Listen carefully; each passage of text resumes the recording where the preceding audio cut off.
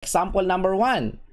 So here, we have a series RL circuit na may supply voltage na E at saka may switch, no? Ano ang mga values ng R, L at ng E? Ito sila. So yung R ay 12 ohms, L is 4 henries, and the supply voltage is 60 volts DC kasi constant siya. Ano daw ang time constant ng circuit? Ano daw ang current at any given time? Ano daw ang value ng steady state current, no? Dami nila, isa-isa nga. Okay, so remember the formula for finding the time constant. Kapag ka RL circuit, ano ang value ng time constant? That is equal to L over R, diba? So this is L, 4, and that is R, so that is 4 over 12, which is 1/3. Okay, so because this is time, the unit is second. So 1/3 of a second or 0.333 second. Kailan nga nararating ang steady state? After 5 time constant. So, i-multiply mo to ng 5, that is 1.67 seconds, mararating yung steady state. Diba? Next. Find the current at any time. So, wala namang given dito na initial value ng current. So, we can assume that initially, the current is 0. No?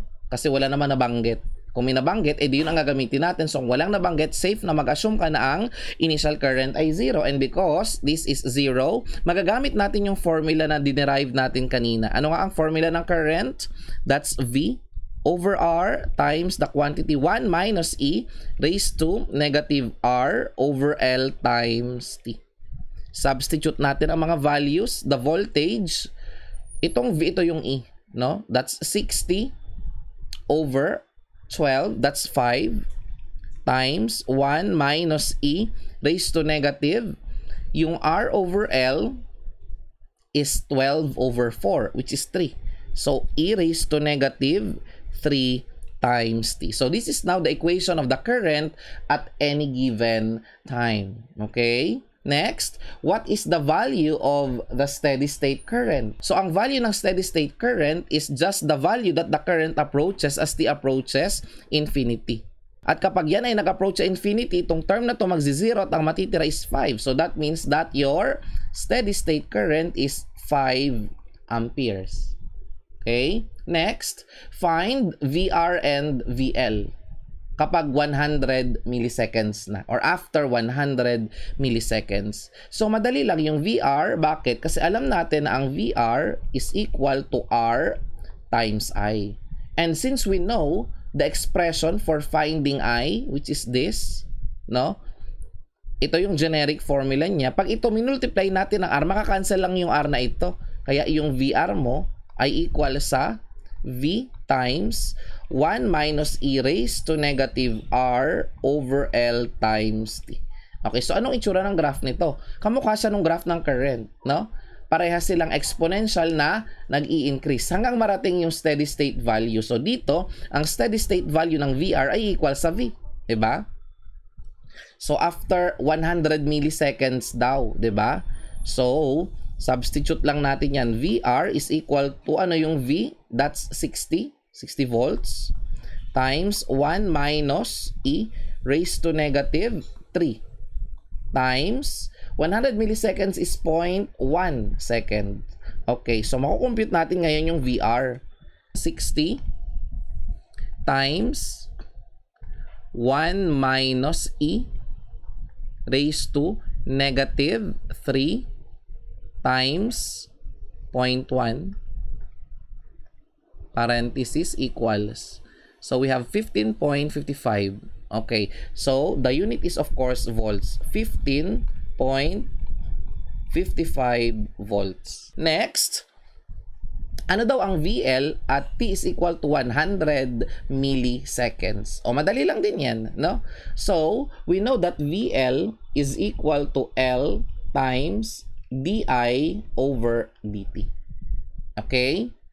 So, kapag kinunan mo ito ng derivative at i-multiply mo sa L, ang makukuha mong sagot is, ito exercise nyo na lang ha, dapat ito yung makuha mo, VE raised to negative R over LT. Ayan. Yan dapat ang makuha mo.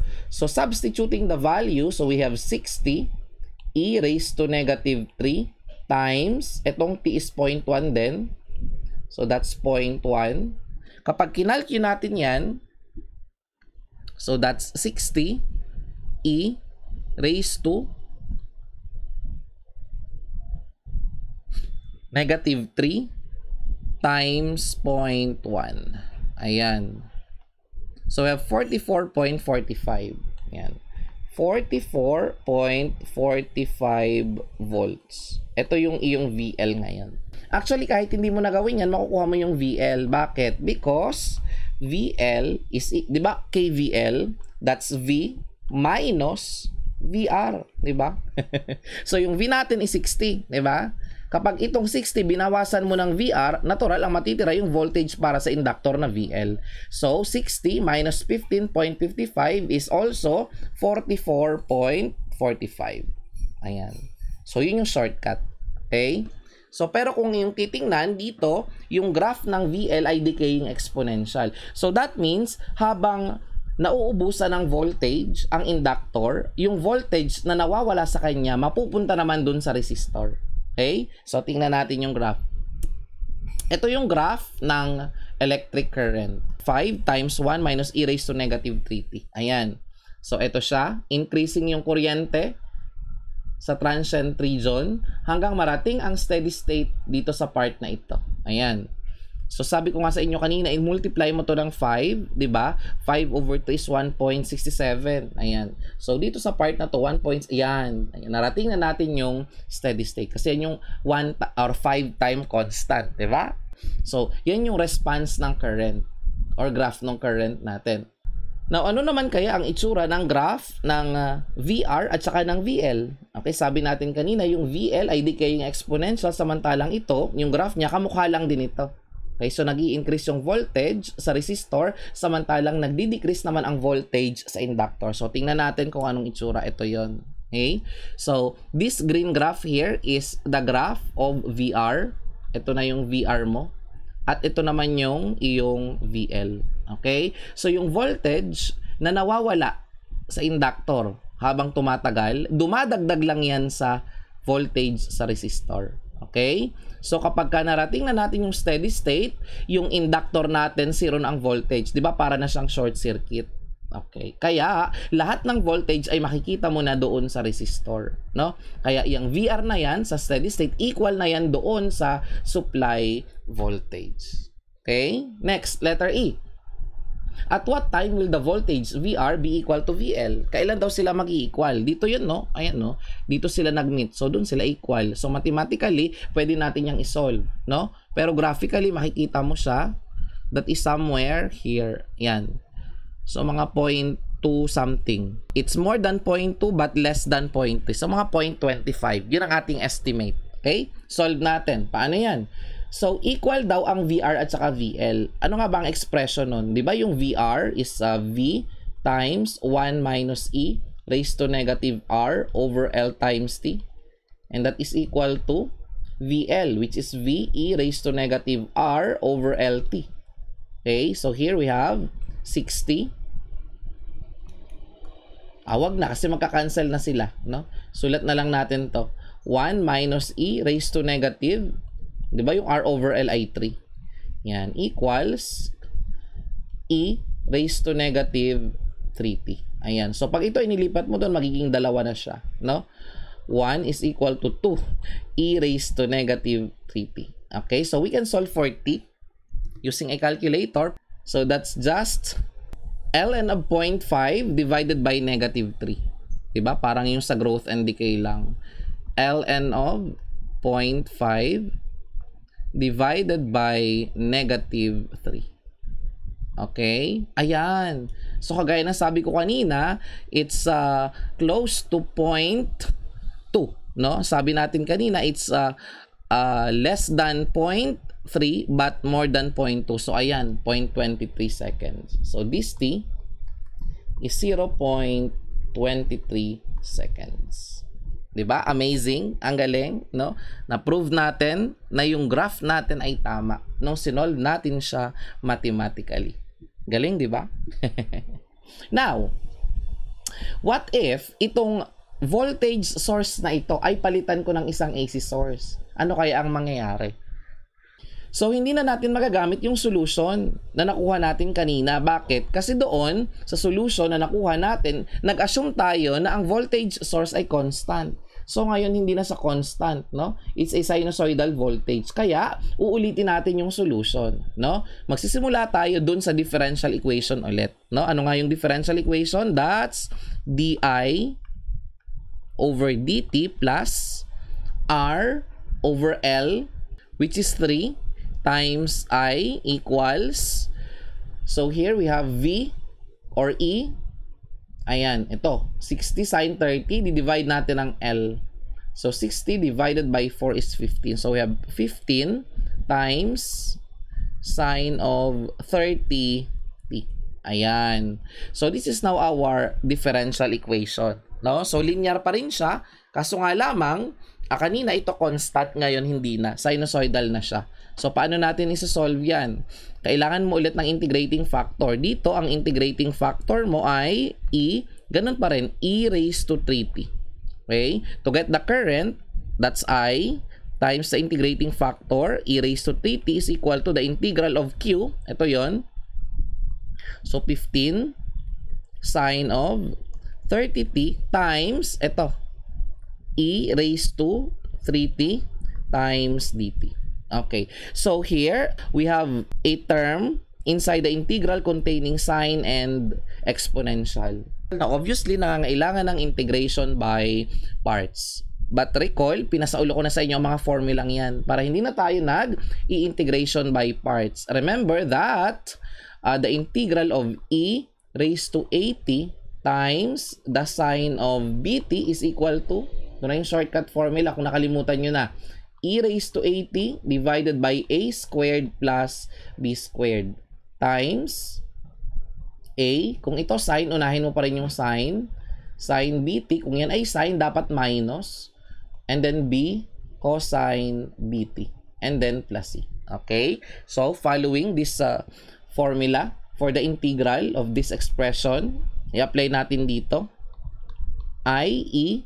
raised to 3t would be equal to, itong 15, ilabas ko lang, and then may makukuha tayong E raised to, yung A natin is 3 pa rin, 3t, over 3 squared is 9, plus 30 squared is 900.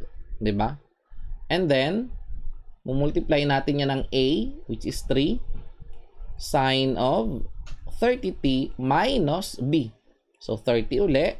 And then, cosine 30t plus C. Okay. Pwede na tayo mag-compute ng current ngayon. Itong kuryente na ito ay makukuha natin if we divide both sides of the equation by E raised to 3t. So, sa right side, ang matitira na lang is 15 over 909 times, ito, 3 sine 30t minus 30 cosine 30t and then plus C. Okay, nag-divide tayo, di ba? Kaya magiging e to the negative 3t yon. Okay?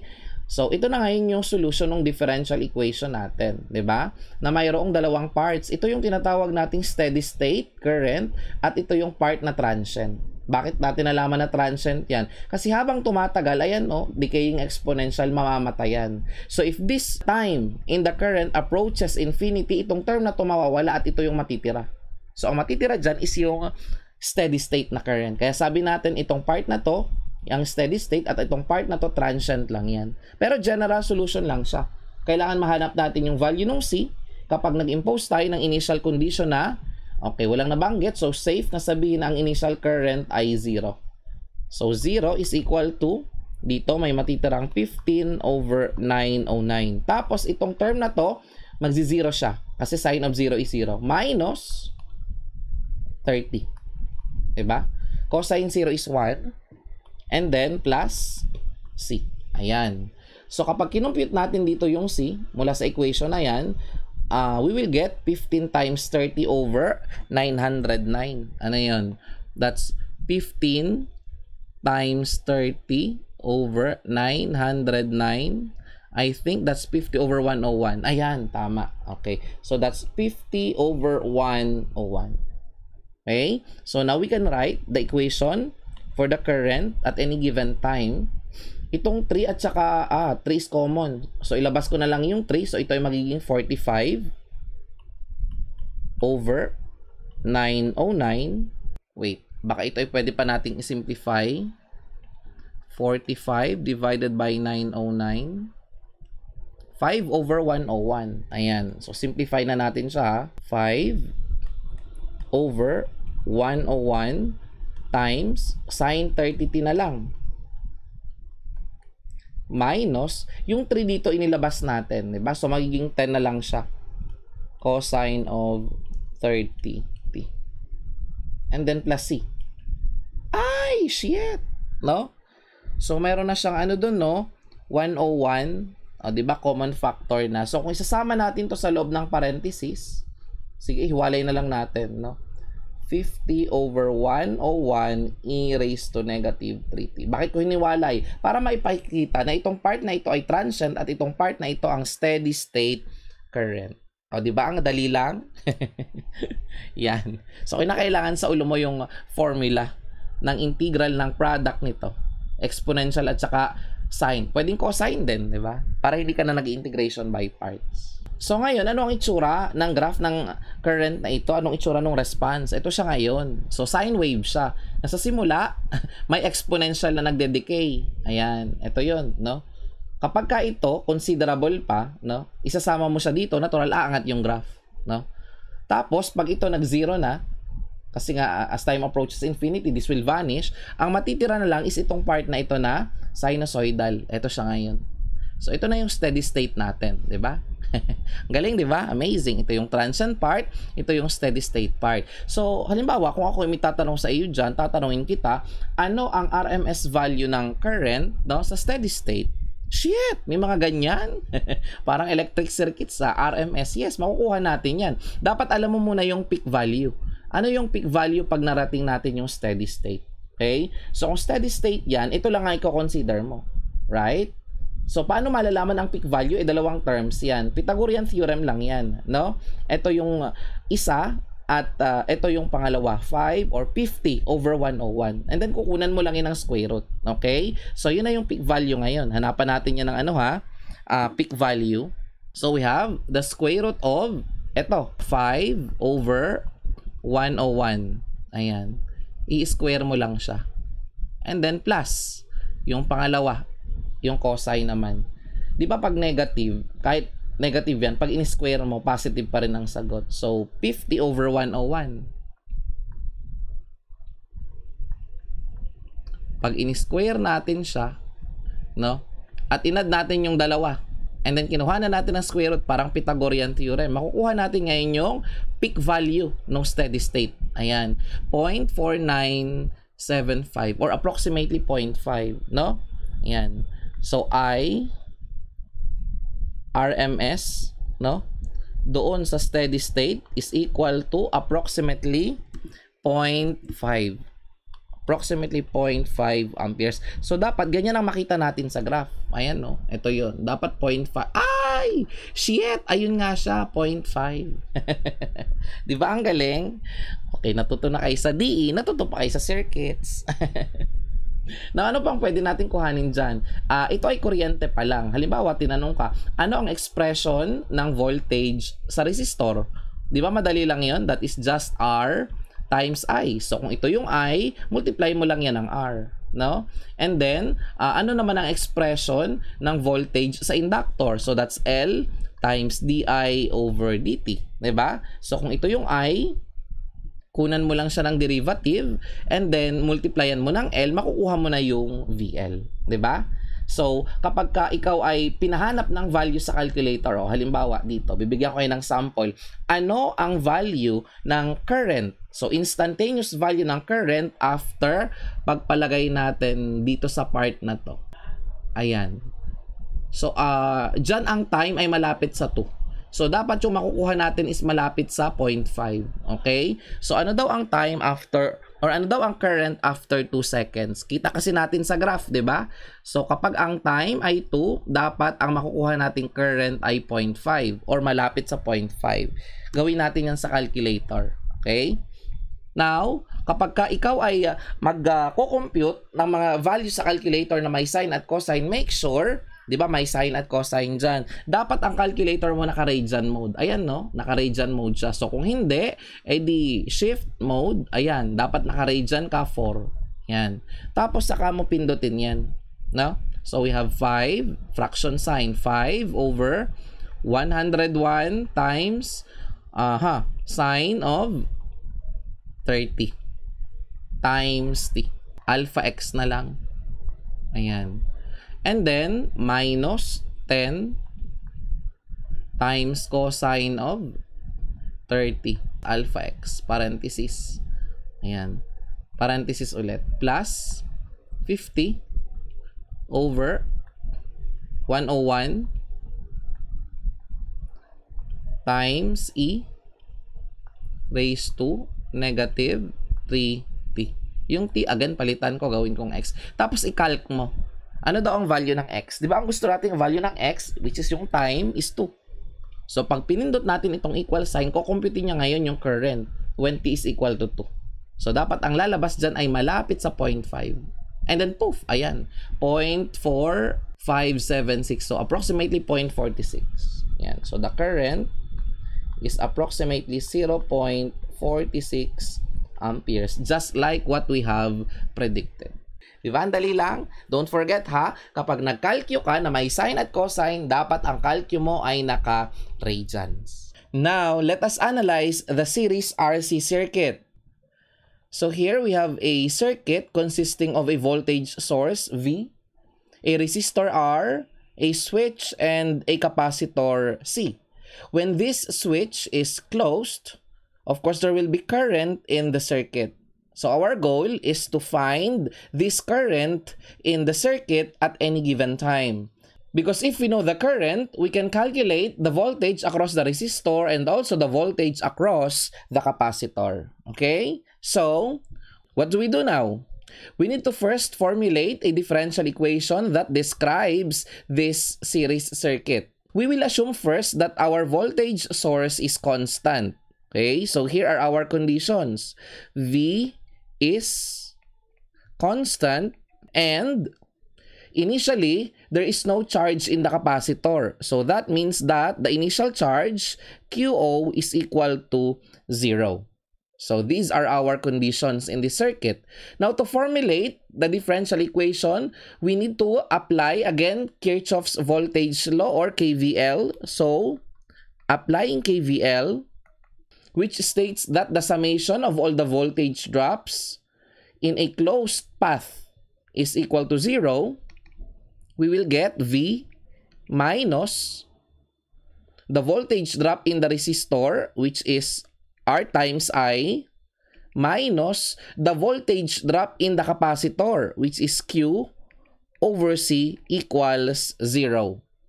So dito, meron tayong dalawang variables, I at saka Q. Ano? So, para ma-solve natin ang differential equation, kinakailangan isa lang ang matirang variable dyan. Ano?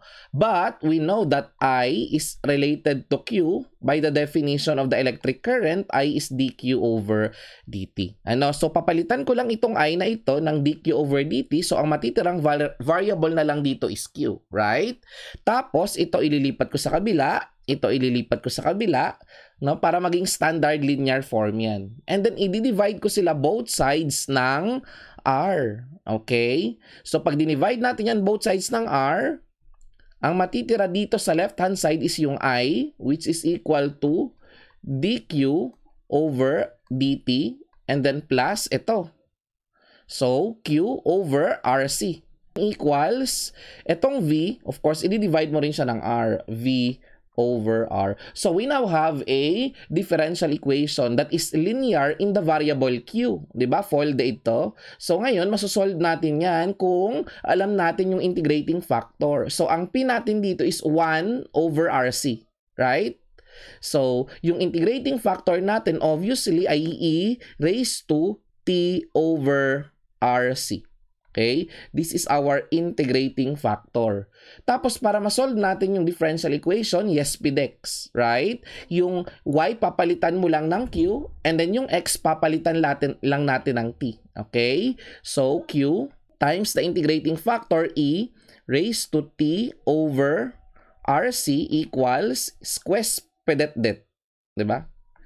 So, yung q natin is ito, v over r times the integrating factor e raised to t over rc and then dt. Okay, so we will now integrate this term.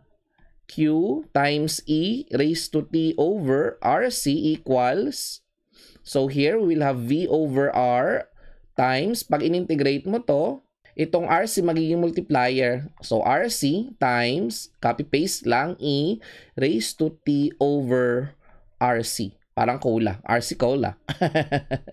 Plus, an arbitrary constant. So, since meron na tayong C dito, which is the capacitance, gawin na lang natin K para hindi tayo malito. Ano? So, we now have the solution. Pero, of course, ang hinahanap natin dyan is Q.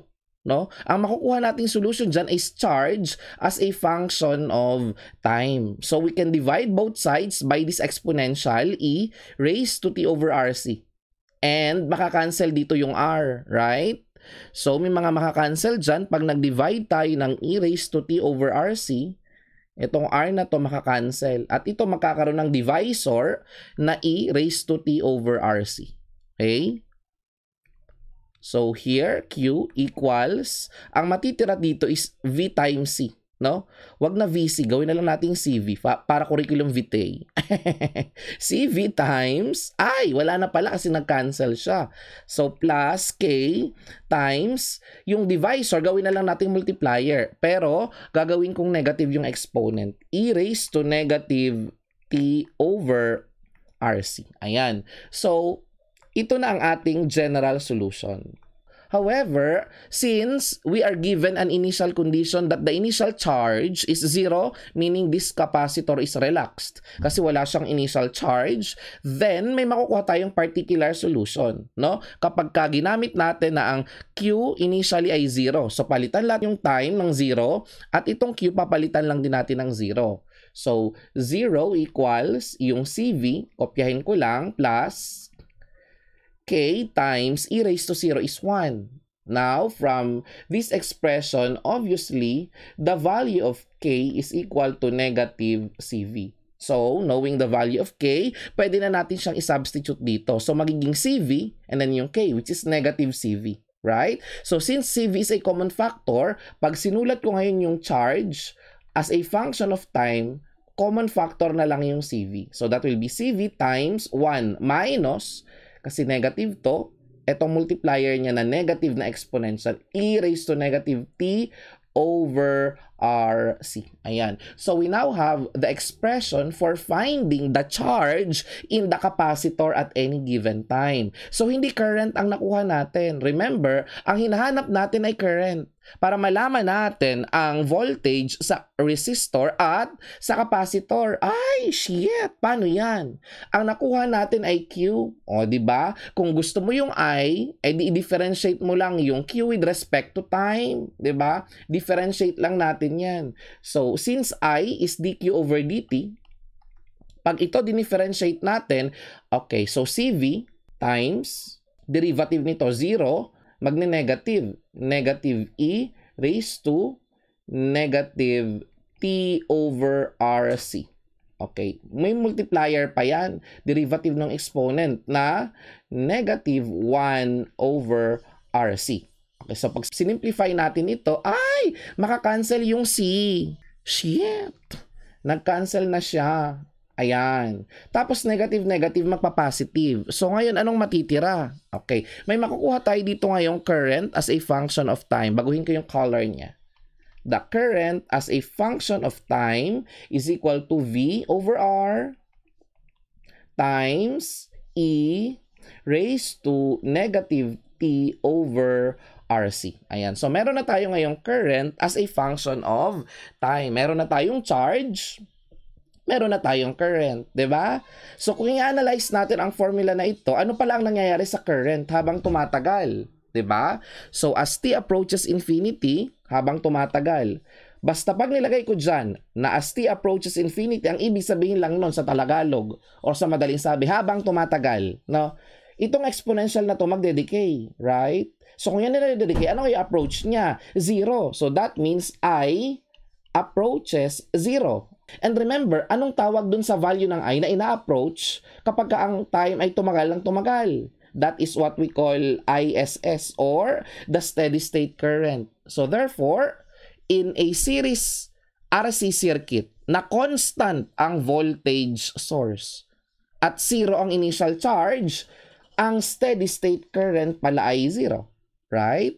So, paano natin ito i-interpret? Ayan, madali lang. Remember, kung 0 ang current, that means nag-open ang circuit. Right? Nag-open ang circuit. So, ibig sabihin pala yung capacitor, habang tumatagal, magiging open circuit yan. Yes, remember this ko? In DC analysis, inductors are shorted and capacitors are open. Yan. So, kung ang kuryente na ito, habang tumagal ay naging 0, that means ang capacitor mo ay nag-open. At steady state, the capacitor is an open circuit. So, meron na tayong conclusion. Okay? Galing, no? Now, after deriving the current, let us now derive the expressions for finding the voltage across the resistor and the voltage across the capacitor. So, kopyahin ko lang dito ha, yung mga nakuha nating formula kanina. So, yung Q, remember, is C times V times 1 minus E raised to negative T over RC. And then yung I as a function of T, that is V over R times E raised to negative T over RC. So now, if I want to solve for the voltage across the capacitor, that is equal to, remember, the voltage across the capacitor is just Q over C, right? So that means, itong Q na ito, i-divide ko lang siya ng C. Shit! Pag ginawa ko yun, magka-cancel yung C at ang matitira na lang is ito. No? So, sulat natin gamit ang kulay puting pen. So, the voltage across the capacitor is given by V times 1 minus E raised to negative T over RC.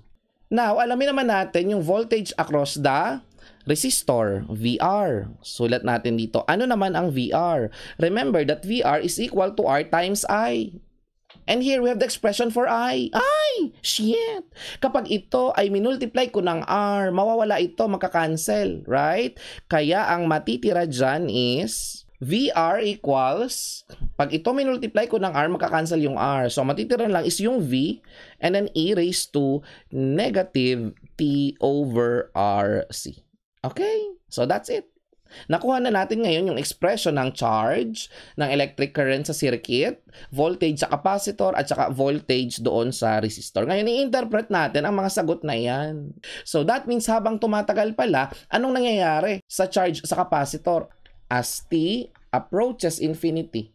Habang tumatagal, no, natural lang i-approach natin is yung steady state conditions, no? So, ang isusulat ko dito sa baba ay steady state conditions. O, lagay na rin natin dito. Steady state conditions. Habang tumatagal, ang Q ay mag-a-approach sa C times V. Diba? At habang tumatagal, ang I ay mag-a-approach sa 0. Which means, kung ang I ay 0, that means naging open ang circuit. How about the capacitor? Yun nga, habang tumatagal, kapag ito ay nag-approach sa infinity, itong buong term na ito mag-approach sa 0. So that means that the capacitor voltage will approach V, which is the supply voltage. Kapag ang voltage sa capacitor ay equal na sa supply voltage, that means lahat ng voltage ay nasa kanya. No? Nawala na ng voltage yung resistor. So that means nag-open na yung circuit. Okay, kagaya ng nabanggit natin kanina. And then pag open na yung circuit, natural wala ng kuryente. Kaya yung voltage across the resistor, ayan, decaying exponential, this will approach 0. Sir, kung ang voltage ay nag-approach sa 0, di ba short circuit yan? No, this is not short circuit. Sabi mo, sir, kahapon sa discussion or doon sa last topic, kapag ang voltage sa isang component ay nag-0, short circuit yun. Actually, hindi sa lahat ng pagkakataon. Bakit? Kasi dito, kaya 0 ang voltage sa resistor kasi yung VR ay RI. At yung I ay nag-0, kaya itong VR ay 0. But not necessarily short circuit. Kaya ito nag-0 That is because I is equal to 0 and VR is equal to I times R. Nakakaintindihan po ba? Okay, so tandaan mabuti ha. So sa steady state condition, ano ang nangyayari sa capacitor? Ang capacitor ay nag-o-open. Kaya sa circuit, kung open na yan, 0 na yung current, no? At ang voltage sa resistor, 0 na rin. So ngayon, nasaan na lahat ng voltage? Kung walang voltage sa resistor, saan makikita lahat ng voltage na nanggagaling sa supply voltage? Lahat ng yon ay makikita dito sa capacitor. Tandaan ha, if the circuit is open, dun sa open circuit, ang makikita natin is yung supply voltage. Now, let's take a look at the graph of these parameters. Okay, isa-isahin natin yan. So, this is the response of the series RC circuit having a constant source. So, tandaan ha, dito ang ating supply voltage ay constant. So, here is the graph of the current as a function of time. Kagaya ng nabanggit natin kanina, pag tiningnan mo yung equation niya, it's a decaying exponential. So habang tumatagal, yung kuryente sa circuit ay nawawala. At pag narating na natin ang steady state, which takes place after 5 time constant, remember, nararating ang steady state after 5 time constant, ina-assume natin na 0 na ang current kasi open ang circuit. Now, sir, ano yung time constant dyan? So ganun pa rin, ito yung time constant niya. So that is still the time required to reach the steady state value if it will have a rate of change equal to its initial rate of change. Okay, kaso nga lang, doon sa RL circuits, ang simula natin ay from 0. Nag-i-increase hanggang marating ang steady state value. Pero dito, ang steady state value ay 0. Okay? So here, we will define the time constant tau as the time required for the response. Alin yung response? Ito yun. Kung kuryente, edi current yung response. To decay, kasi nga nagsimula siya dito sa V over R. Kailangan niyang mag-decay to what? To 36.8% of its initial value. Sir, bakit 38.6%? Kasi kahapon, to rise. Para marating niya daw yung 63.2%. Mag-increase from 0 to 63.2. Okay. So, dito naman, mag-decrease, mag-decay siya from this particular value, V over R. So hanggang saan? Eh di yung 100% minusan mo lang ng 63.2% kaya nakuha natin yung 36.8%. Okay, so that is the time constant. And here, the time constant is equal to R times C. So tatandaan ha, kapag ka RL circuit, L over R. Kapag ka naman RC circuit, RC. 'Di ba reciprocal yan ang exponent ng E? Okay, so ano ang reciprocal ng 1 over RC? That is RC. Kaya ang time constant ng RC circuit ay equal sa product ng R at ng C. Okay, so madali lang yan. No? Ito naman ngayon yung response ng voltage sa capacitor at saka voltage sa resistor. So ang graph ng current at ng VR ay laging parehas ang itsura. Bakit? Kasi yung VR ay R times I. Remember that VR is just R times I. So yung I, kung ano yung graph niya, imumultiply mo lang siya ng 10. No? May scale multiplier lang siya. Or may factor na magpapa-increase sa kanya. Pero yung graph niya at itsura parehas lang. Ayan, no? Parehas silang decaying exponential. So habang tumatagal, yung voltage sa resistor ay nagde-decrease hanggang ito ay mag-0 na. Pag 0 na ang voltage sa resistor, again, ibig sabihin nun 0 na ang current. Hindi ibig sabihin ay short circuit. So lahat ng voltage ay napunta na lang saan? Sa capacitor. So that means nagtatransfer lang yung voltage. Yung voltage na nawawala sa resistor, saan napapapunta? Doon sa capacitor. Ayan decreasing. Samantalang yung isa naman, increasing. So ito na ngayon yung steady state value ng VC. At ito yung steady state value ng VR. Okay? So what is the steady state value of VC? Di yung V na equal sa supply voltage. At yun ay nangyayari kapag steady state na. No? So sa steady state, remember, the capacitor is open. Di ba madali lang?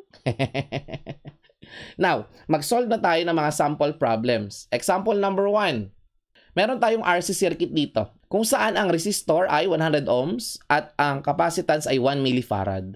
Tapos meron tayong constant supply voltage or source na 10 volts. So ano ibig sabihin ng U of T? Ibig sabihin lang niya, nagsimula tayo sa T equals 0 onwards. Ano ang mga tanong dito? Determine daw the time constant. Madali lang. Ano nga yung time constant? Kapag RC circuit, ang time constant ay R times C. So, madali lang yan. This 100 ohms multiplied by 1 millifarad, that's 10 or 100 times 0.001. That will give us 0.1 seconds. Ay! Wag natin dyan ilagay. So, that means, mararating ang steady state after 0.5 seconds kasi 5 time constant. So, that means, mabilis. Ma-achieve yung steady state. No? Less than 1 second, na-achieve na natin yung steady state. No? Mabilis lang yung transient period nito.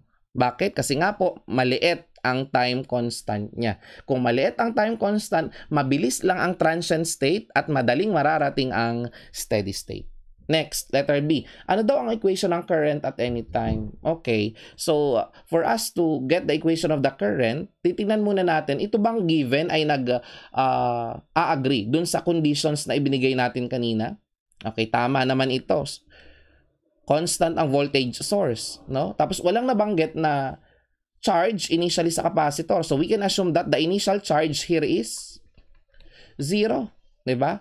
So, yan, no? Yung conditions parehas lang. Constant ang voltage source at ang initial charge ay 0 kasi walang nabanggit. So, that means pwede natin gamitin yung equation na na-derive natin kanina. Kasi kung hindi, parehas yung conditions, kinakailangan mo mag-formulate ng bagong differential equation at kailangan mo yung isolve ulit ng panibago. No? So, there is no need for us to do that kasi nga po yung conditions na meron sa problem na ito, kagaya lang ng conditions dun sa dinerive natin kanina. Ano nga ang formula ng I? Kung natatandaan pa, that's V over R times E raised to negative T over RC. Now, let us substitute the values. Yung V natin is 10 at yung R natin is 100. So, 10 over 100 is 0.1. So, we have 0.1 E raised to negative 1 over RC is, ang RC natin is 0.1.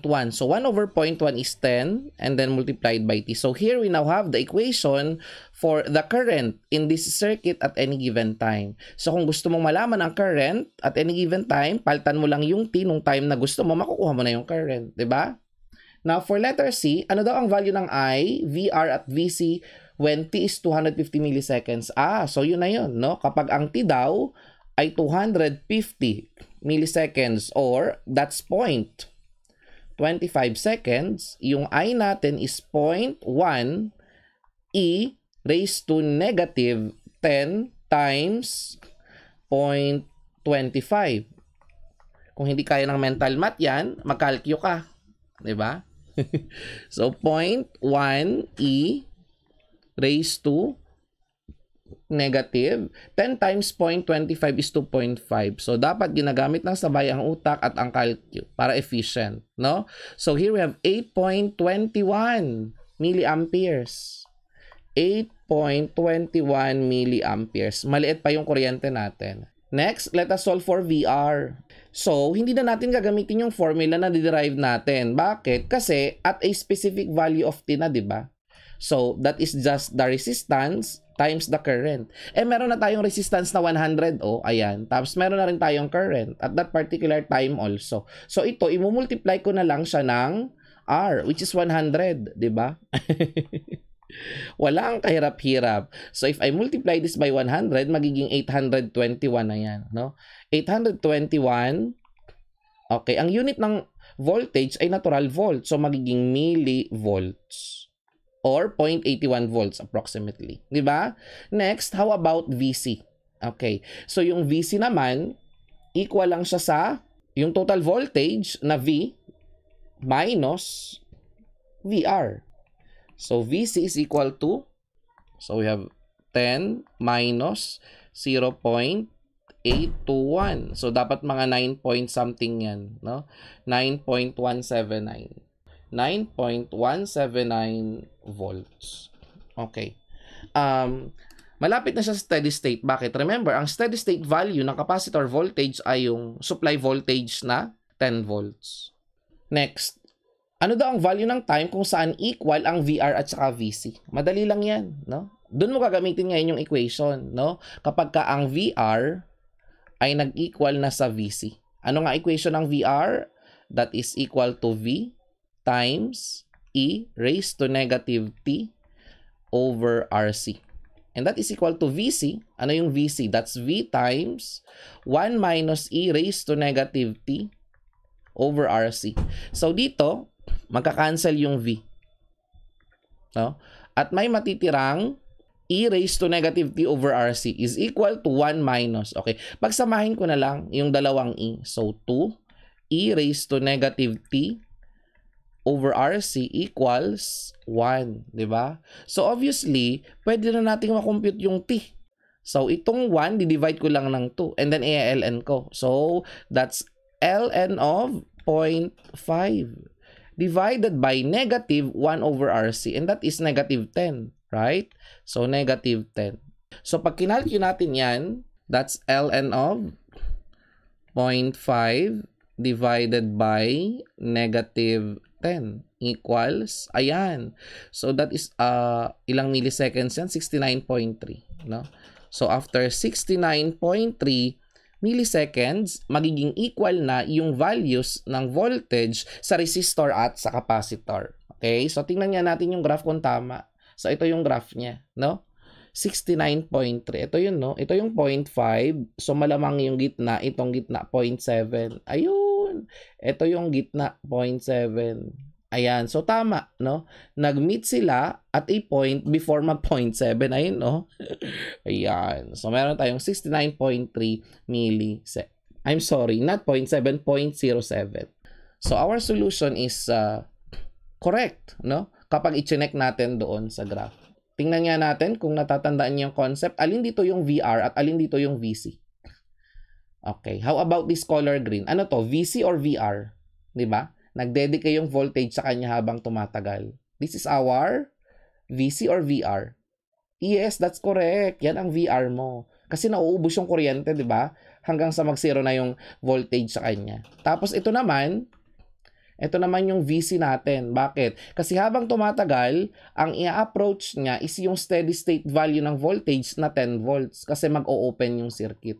So sa steady state, open yung circuit. Lahat ng voltage nasa capacitor at ang voltage sa resistor ay 0, not because it's short circuit, but because the current is 0. O, diba? Ang dali lang? Now, using the same problem, no? Using the same problem, what if yung source ay ginawa kong hindi na DC, ginawa ko na siyang AC, 'di ba?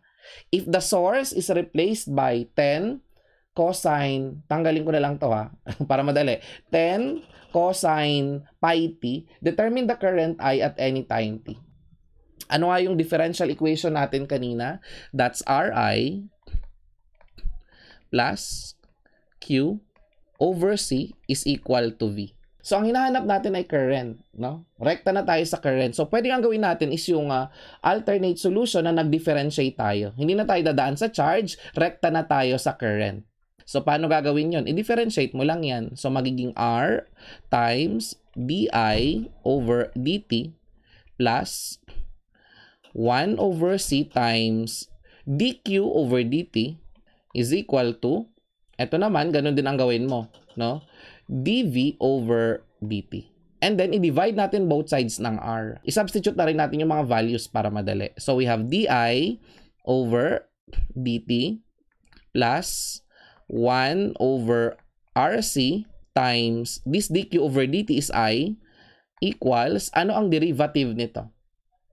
Ay, don't forget, i-divide mo pa pala ito ng R. So, ito, i-divide mo ng R. Ang R natin 100. So, 10 over 100 is 0.1. So, 0.1, derivative ng cosine is negative sine of pi times t. Ayan. Okay, hindi pa tayo tapos. Derivative pa ng pi t. So, magkakaroon ako ng pi doon. Diba? So, meron na tayo ngayong differential equation. Ano na ang ating differential equation? So, we have di over dt plus I over RC is equal to negative 0.1 pi sine of pi t. So, yung differential equation na yan ang isosolve natin para makuha natin yung current at any given time. So, linear differential equation pa rin ito, pero yung right-hand side hindi na constant. Kaya, yung ating equation, di over dt plus, ano nga ba yung 1 over RC? Divine ay 10. 10i is equal to negative 0.1 pi sine of pi t. So, ang ating integrating factor dyan ay e raised to 10t. This is our integrating factor. Okay? So, kung kukunin natin yung solution, that's just I times the integrating factor e raised to 10t equals the integral of q. Ito yung q natin. So, negative 0.1 pi sine of pi t. The integrating factor e raised to 10t. And then dt. Ayan. So, looks familiar kasi dito mag-integration by parts na naman tayo. No? Pero, I'm assuming na nagtanda na kayo at sinaulo nyo na yung formula. Diba? Sinaulo nyo na yung formula. So, we have I times e raised to 10t equals. Ilalabas ko na to. Negative 0.1 pi times. Ano nga yung integral niyan? Diba yan ay e raised to ito. 10 t over yung square niya. So, 100 plus square nito. Pi squared. Tapos, a, ano yung a? 10. Kung sine yan, sine pa rin. Pi t. Sine minus. So, pi. This time, cosine naman. Pi t. Ayan. Okay. So, don't forget, dito ko na ilalagay kasi hindi nakasya, plus the arbitrary constant c. Pwede na nating makompute ngayon yung I by dividing both sides of the equation by e raised to 10t. So, magka-cancel itong e raised to 10t dito. Tapos, ito magkakaroon ng multiplier na e raised to negative 10t. So, we have negative 0.1 pi over this. Tapos, mawawala na to. Ang matitira sa loob is 10 sine of pi t minus pi cosine pi t plus c e raised to negative 10t. Okay. Now, we have the general solution of this differential equation. Ang kailangan lang natin is initial condition. So, natural, ang initial condition dyan is yung value ng I kapag ka ang time ay 0. Ano ang I of 0? So, paano natin malalaman yan? Madali lang. Mula sa differential equation na ito, hanapin natin yung I of 0. Pero, ito yun eh. Right? Yes. Pero may Q. So, di ba kanina ang sabi sa problem, Q of 0 is equal to 0. So, kapag nag-impose tayo ng condition dito, na ang T ay 0, ano makukuha natin? Eh di R times I of 0 plus Q of 0 over C is equal to V of 0. So, itong Q of 0, 0 na yan. So, that means that I of 0 is equal to this V of 0 over R. Sir, ano ba yung V of 0? Yun yung voltage source mo. Ito yun, no? Kapag ang T dyan ay 0, eh di ba matitira dyan? 10 cosine 0 is 10. Okay? Over R, ano yung value ng R? Ang R ay 100. So that means the initial value of current is 0.1. Okay? So we have 0.1. Natural, amperes yan. Pag inimpose natin itong condition na ito, makukuha na natin yung value ng C. So, lagay natin dito, 0.1 equals, etong term na to mawawala kasi sine of 0 is 0. Pero may matitira dyan na ito. So, magiging negative of negative is positive, right? Cosine of 0 is 1. So, pi times pi is pi squared, negative, negative, positive. So, we'll have 0.1 pi squared over 100 plus pi squared plus C. E raised to 0 is 1. So, C na lang. No? So, may makukompute tayo ditong value ng C. Ang value ng C ay equal sa 0.1. Calculate natin yan. 0.1 minus fraction sign. 0.1 times shift pi. Ayan. Squared over 100 plus shift pi squared 0.091. Yan. So, meron tayong 0.091. Ayan. So, ito, substitute lang natin dito, makuha na natin yung solution. Diba? Okay. So, wala nang space, kaya tanggalin ko muna ito. So, here, we write the current as a function of time, I of t. So now, I of t is equal to, okay, so yung multiplier natin dito negative, no? So pasok na lang natin yung negative sign para positive yung nasa labas. So 0.1 pi over 100 plus pi squared times, unahin natin tong term na to, pi cosine pi t minus, itong term na to, 10 sine pi t plus, ito 0.091, ito yun, C, e raised to negative 10t. Ayan. So, meron na tayo ngayong current as a function of time. Lagyan mo lang dito ng t, kung anong gusto mong value ng t, makukuha mo na yung I. Make sure sa calculator, ikaw ay naka-radian mode. Okay? Now, let us analyze this solution. No? Yan yung response natin, no? Na nagre-represent sa current. At yan ay may dalawang parts. Yung part na mamamatay with time, yung nawawala as t approaches infinity. Itong part na to ang tinatawag natin na transient part. No? Samantalang ito, no, as time approaches infinity, ang matitira na lang sa expression na to, kasi nga mamamatay ito, it will die out. Itong part na to na lang. No? So, ang matitira na lang dyan is yung steady state response natin. Yan. So that means that the total response of a circuit is the sum of the steady state response and the transient response. Alin yung transient? Yun yung namamatay habang tumatagal. No? Pag narating ang steady state, wala na siya. At alin naman yung steady state? Yan yung matitira. Habang tumatagal, ano ang matitira dun sa current? Kung ano ang natira, yun ang steady state. Okay?